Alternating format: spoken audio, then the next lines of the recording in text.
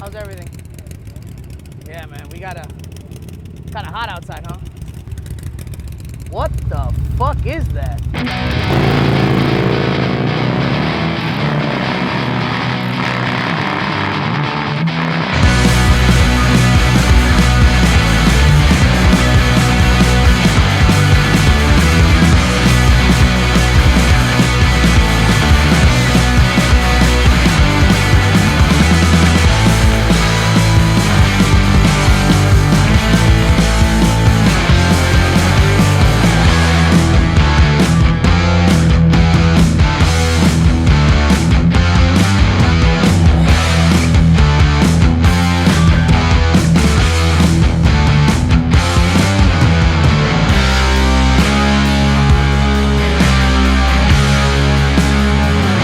Fucking Bolt.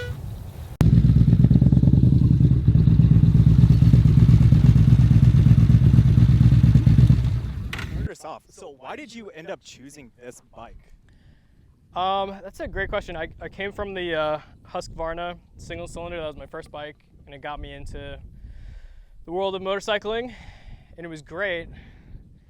But after riding some twins on some Harley Davidson test days and riding Nick's bike and your bike, I was like, this is definitely the next step. So what is the biggest difference that you've noticed since owning this bike from your previous bike? Biggest difference is probably the smoothness and the more relaxed nature of just riding a cruiser. You know, instead of like this, I'm like this. Yeah. And the bike is kind of more relaxed. It doesn't like really beg you to go fast, but when you do, it's rewarding. It's got a sick sound. It has an aftermarket exhaust on it, so that's probably one of the best parts about it. Yeah, I'm sure many of the viewers that just watched this on the intro definitely got a nice little sound clip out of that. Yeah. Hope you weren't wearing headphones. Sounds really freaking good, dude. Thanks. So, what is your favorite part about this bike, especially coming from the Husqvarna? What was the Husqvarna? What was the upgraded? What's your favorite part that comes out of this bike? Displacement. There's no replacement for displacement, and this is a 950. And it's just, as you can see, it's just all motor. Everyone says that when you walk by them, they're like, damn, this just all motor.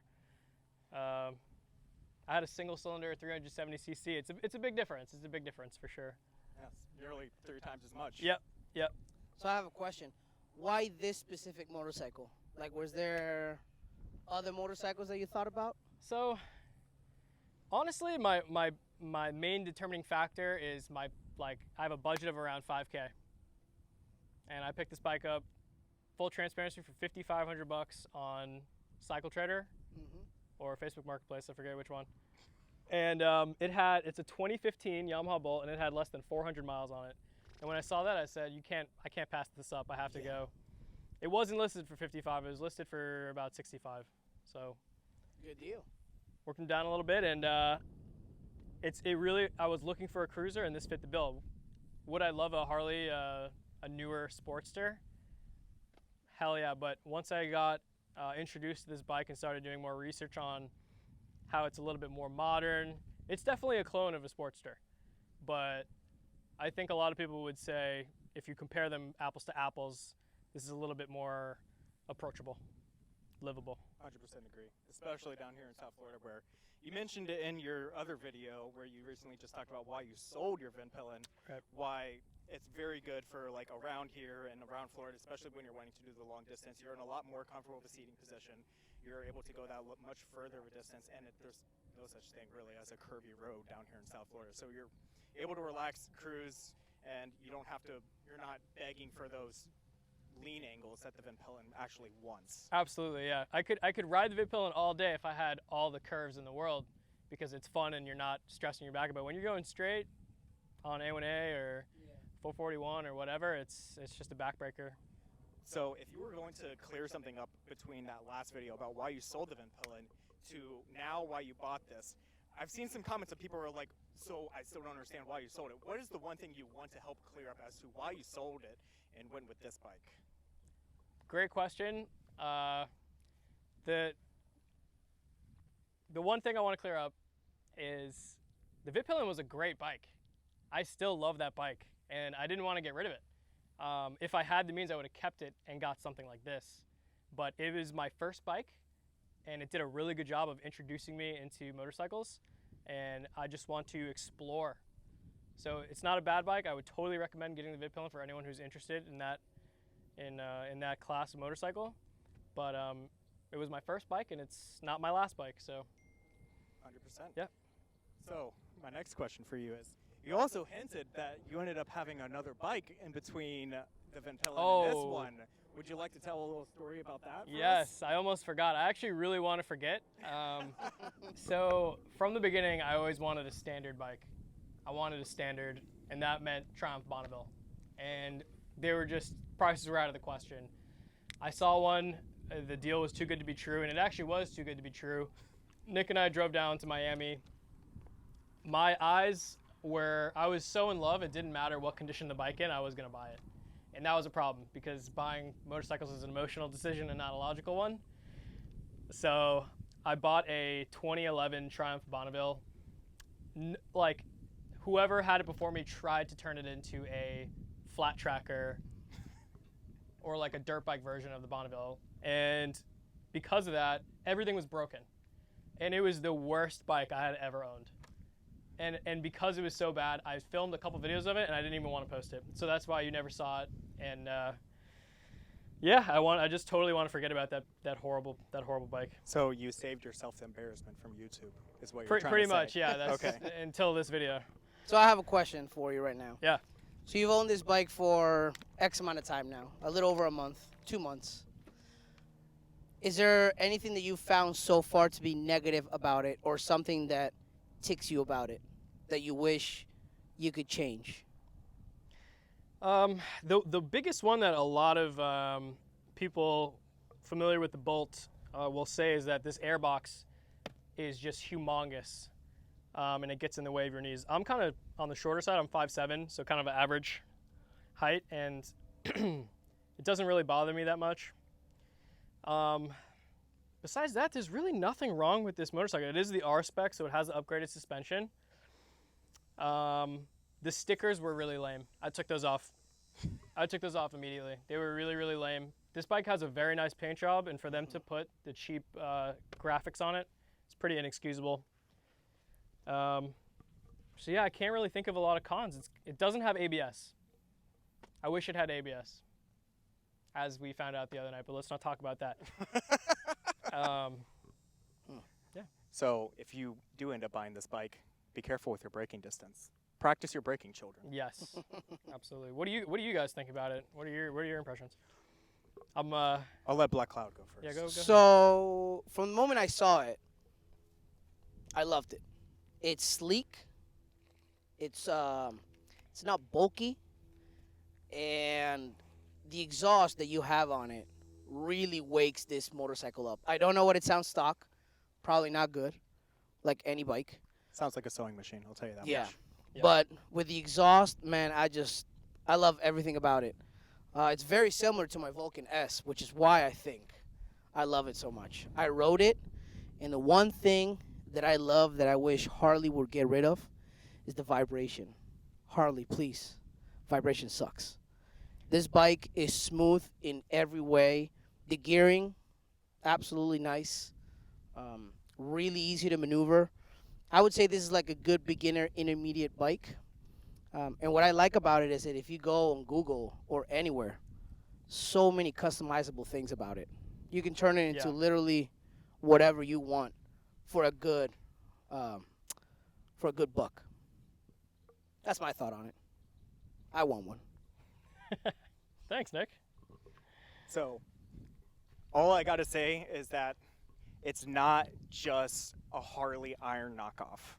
That is what everyone generally likes to think of it, especially it's either like a 883 knockoff or like how a lot of people think of that with the same thing when it comes to the Indian Scouts. A lot of them think of them as just like, oh, it's another iron replacement in another way. Sportster replacement, that's the word I'm looking for.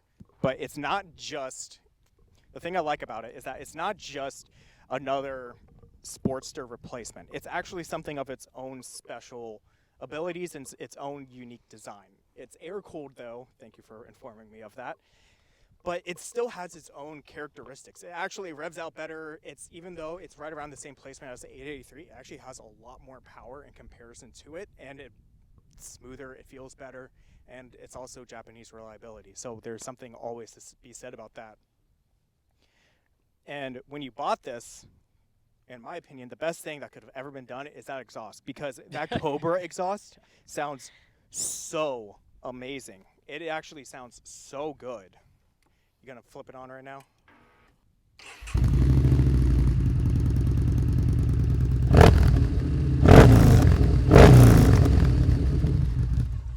It's so gutty, and it has like a little bit of, how am I trying to say it? Like a little bit of you have your head in a can type of sound. It's not tinny in that way, but it's just like, It's it like a rattles your bass. head. It's Yeah, like a it's bass. bassy, and it rattles your head in a good way, and it hits you right in the chest as if like an explosion is going off, and I love it.